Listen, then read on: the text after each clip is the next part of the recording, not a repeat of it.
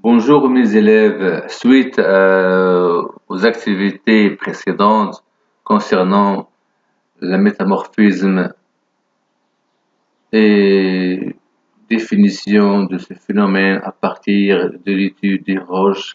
Donc il a proposé un modèle qui va nous mettre en jeu la pression lithosphérique sur les roches.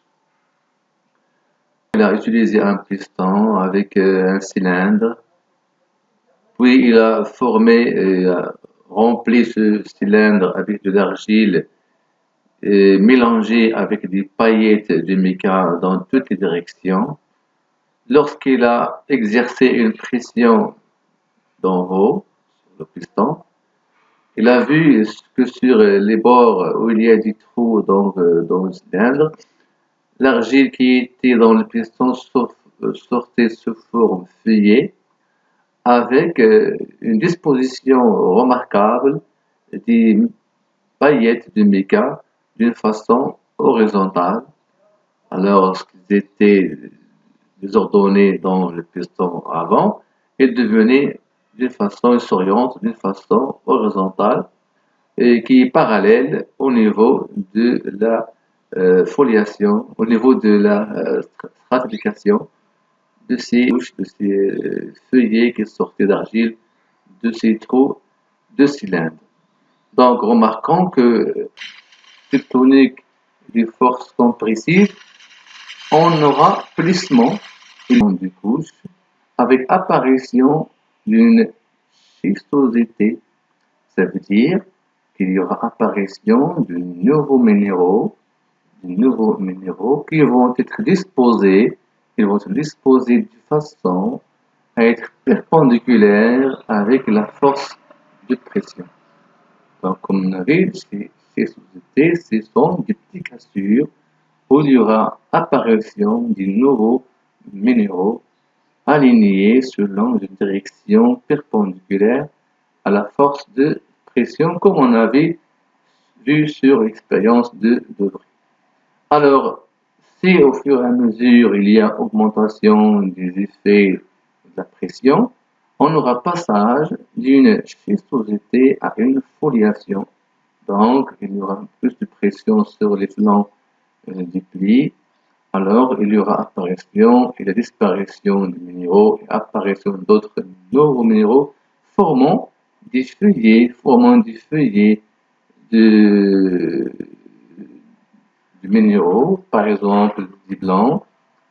Donc, on aura des feuillets clairs, des biotite, et des feuillets noirs comme le quartz et le feldspathe à ce niveau-là. Donc, vous voyez que toujours on a une disposition des minéraux qui sont perpendiculaires à la force. On conclut donc que la pression agit au niveau structural, au niveau de structure de ces roches. Il y a changement, par exemple, qu'on a vu du lithage à une schistosité, à une foliation.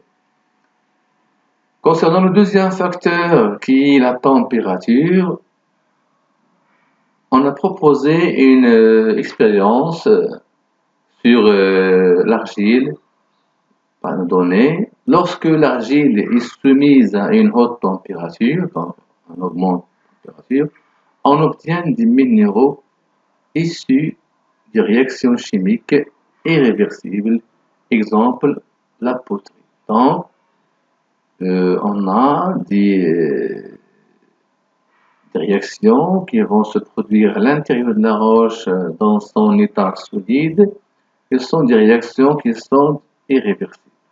L'exemple ci-dessus présente quelques réactions chimiques sous l'effet de la température. Sans oublier, avant d'entamer ces réactions, on fait un rappel à un simple exemple toujours de la poterie. La poterie, ça veut dire l'industrie où on utilise l'argile pour former des pots, par exemple des tagines, des verres en argile. Alors, cette argile-là est mélangée, comme vous savez tous, avec de l'eau, sera comme une pâte. bien modelé, puis suivant un modèle qu'on veut, le potier arrive à faire à son modèle. Puis, il le dépose dans un four ou bien à sécher à la nature. Lorsque ce matériel en poterie est terminé, donc on aura une nouvelle roche qui est déshydratée, ça veut dire qu'il a perdu l'eau dans ses interstices suivant la chaleur. Mais est-ce qu'on peut rendre le potier, le poterie qu'on a, le pot de poterie qu'on a d'une façon réversible à une argile en ajoutant de l'eau? Ça ne peut pas. Donc, la seule façon de le rendre à son origine, c'est que cette poterie, cet instrument en poterie, devrait subir des changements plus profonds allant à la fusion, allant à la solidification, allant à l'érosion et formation de l'argile. C'est ce qu'on appelle la diagenèse, formation de l'argile. Bon, l'exemple ci-dessus présente quelques réactions chimiques sous l'effet de la température. À partir d'un minéral qu'on appelle la kaolinite, c'est un silicate d'alumine hydraté, présence de l'eau. À 500 degrés, on obtient un minéral, un silicate non hydraté. C'est la méta-kaoline, ça veut dire la température a une réaction de transformer un minéral hydraté à un minéral non hydraté. À 870 degrés, c'est mais le métacarbonate qu'on a va se transformer en une milice d'un silicate aussi non hydraté. Ça veut dire que la température a une action de changement de composition minéralogique. Aussi bien le quartz silicate base à basse température transformera à une tridymite qui est à haute température. En conclusion, la température est un facteur qui agit sur le changement de composition minéralogique de la roche en métamorphisme. D'accord? Puis, on entamera l'effet, comment on exploite l'effet de la température et de la pression en même temps. En proposant un exemple d'expérience de Winkler et ses collaborateurs, alors ce Winkler-là, ce géologue, on soumet la roche d'argile à une pression constante de 2 kBA et une augmentation progressive de la température. Et ils ont remarqué qu'à 560 degrés C apparaît de nouveaux minéraux comme l'andésite et l'andésite. Ça veut dire qu'on a disparition des minéraux argileux et sont remplacés par les deux minéraux et andésite. À une température de 700 degrés C commence une fusion partielle. Ça veut dire la roche entre dans le domaine de la fusion partielle et le milieu contient deux phases. Une phase solide qui est la matière résistante, la butite et la silimanite. Ça veut dire, regardez, on a transformé l'andésite à la silimanite. Par contre, le butite reste encore dans cet état. Une phase liquide issue de la fusion partielle de la matière d'origine. Donc, on a un premier liquide qui se dégage de la roche métamorphisée ici. Donc, vous voyez, donc à 570, on a un minéral andésite qui se transforme en silimanite, mais à une pression constante de 2 kBA. Ça veut dire qu'on peut définir des zones de stabilité des minéraux. Donc, les minéraux, par exemple, cet minéral se stabilise à une pression de 2 kBA, mais à une température ne dépassant pas 700 degrés. Donc, lorsqu'on dépasse 700 degrés, ce minéral disparaît et sera remplacé par la silimanite. Donc, l'andésite et la silimanite et aussi le destane, ces trois minéraux, ont la même composition chimique. Ce sont des silicates d'alumine. D'accord? Donc, ici, on a déjà une idée on utilise la pression et la température. C'est la définition du domaine de stabilité de ces minéraux. L'autre chercheur, Richardson, lui, a su travailler sur ces silicates d'alumine et a pu dégager, a pu définir les zones de stabilité de chaque minéral des silicates d'alumine. Alors, il a essayé, il a prouvé, il a entamé ce diagramme. D'accord? Aussi, on a des conditions non réalisées dans la nature. Vous savez que dans la nature, il y a des conditions de pression et de température, mais aussi expérimentalement, on peut pas les réaliser dans le labo. Ici, c'est une zone de minéraux argileux, ce sont des roches, de l'argile. Par contre, les trois minéraux silicates d'alumine, lorsque ces minéraux argileux d'origine vont se transformer, donc en élévation de la température, il y aura aussi transformation de minéraux selon des zones. Chaque zone est délimitée par deux facteurs. Un facteur température et un facteur pression.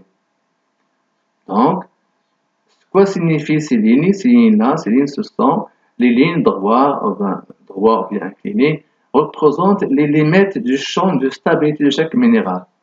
Donc, la présence de l'un de ces minéraux dans une roche donne des indications sur les conditions qui régnaient dans l'écorce terrestre lors de la formation de cette roche. C'est-à-dire, alors chaque minéral a une zone de stabilité, de pression. Lorsqu'on veut déterminer l'intervalle de stabilité de la pression, on tiendra ce point-là et on le projette sur l'axe des pressions.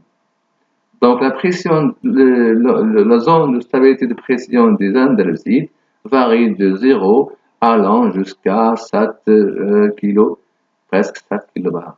Aussi la température, je prendrai le bas point et le point éloigné. Je détermine aussi l'intervalle. Ici, je peux déterminer l'intervalle de stabilité température de ce minéral. Pour le distane, on fait de la même façon. Donc, ce point-là, on va le projeter sur la pression.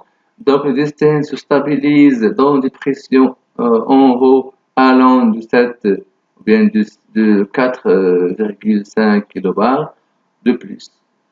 La température, je peux la projeter de ce point-là à ce point-là. Donc, la température du distane, c'est l'intervalle d'ici et l'intervalle d'ici.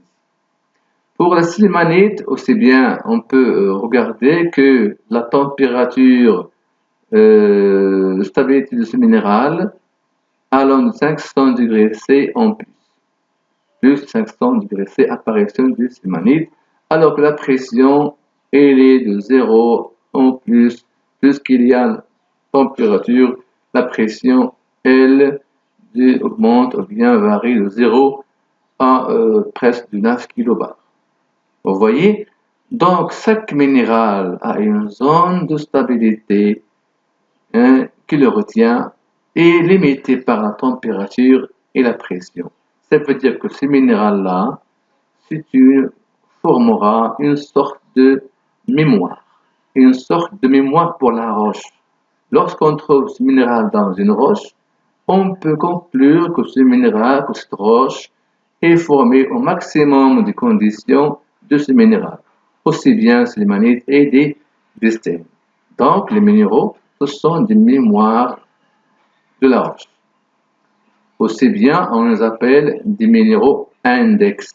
Ce sont des minéraux index qui ont une fourche et qui ont un intervalle de stabilité précis.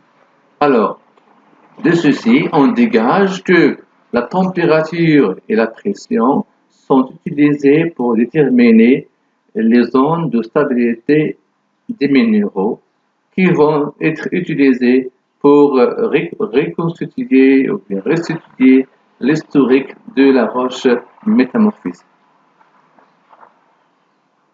Le document SAT aussi, on l'a utilisé pour déterminer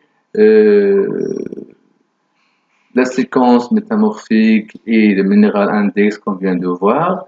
Par exemple, on a ici de l'argile, qu'on dit l'argile lumineuse, silicate hydraté, l'argile ferromagnésienne. On voit bien que lorsqu'on parle des schistes et des mécaschistes en gneiss, selon l'intensité croissante de la métamorphisme, ces minéraux argileux vont se trouver au niveau des schistes, puis ils vont disparaître pour être remplacés par le muscovite. Ce dernier, au niveau du mécaschiste, va disparaître pour être remplacé au niveau du gneiss par les andalusites et des phosphates potassiques. Donc, on a ici un métamorphisme qu'on a bien vu, apparition et disparition des minéraux. Le muscovite, vous voyez bien qu'il formait une zone limite, aussi bien l'andalusite et les phosphates potassiques que le gneiss. Lorsqu'on part vers les silicates hydratés, même chose, ces minéraux vont être comme traces dans les schistes, ils vont disparaître pour être remplacés par un grenat. Le grenat, vous voyez le grenat là, le grenat peut être on peut trouver dans les mécaschistes et les gneiss, donc il ne constituera pas un minéral index parce qu'il a un large intervalle de stabilité, aussi bien que la biotite, elle aussi, se trouvait au niveau aussi du schiste, mécaschiste, gneiss. La biotite ne constituera pas un minéral index parce qu'il a un large intervalle de stabilité.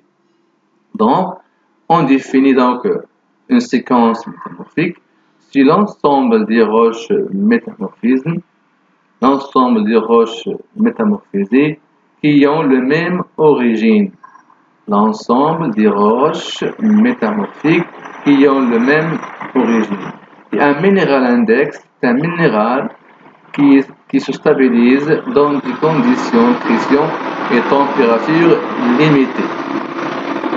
Limitées. Ici, on a donné des exemples de séquences métamorphiques, par exemple la séquence argileuse, bien, on appelle aussi la séquence pilitique, roche initiale, pilite, argile. Vous voyez la schiste, mécaschiste, gneiss et l'eptilite.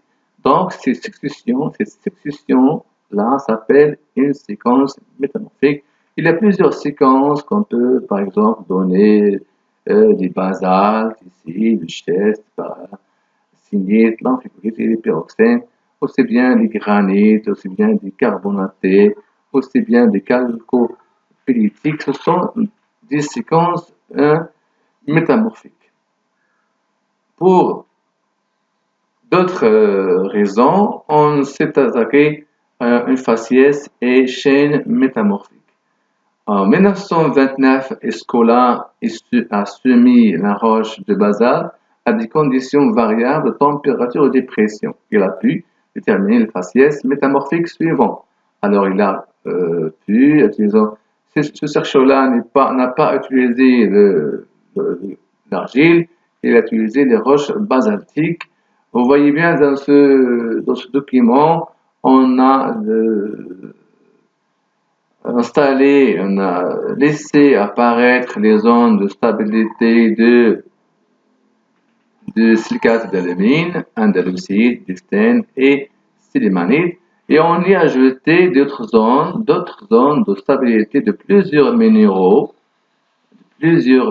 par exemple cette zone-là, et cette zone-là, et l'autre, et en dessous, l'autre zone. Ici, on a une courbe de solidus du granit, ça veut dire ici, on a du granit fluide, c'est l'apparition du granit solide.